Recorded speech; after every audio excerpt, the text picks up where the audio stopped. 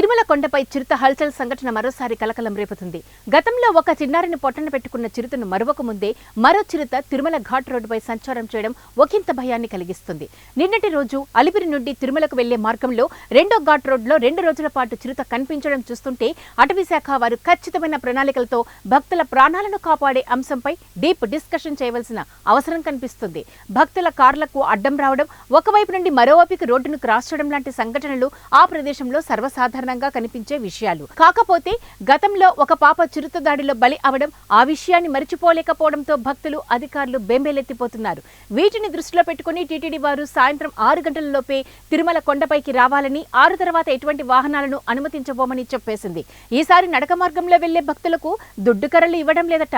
బహుశా కర్రలు అయిపోయాయేమో. ఏది అయితేనే చిరుత కనిపించడంతో ఒక పక్క సంతోషాన్ని వ్యక్తం చేయాల్సిందే. అక్కడ ఉన్న అటవీ ప్రాంతంలో చిరుతల సంతతి బాగా పెరుగుతుంది అని.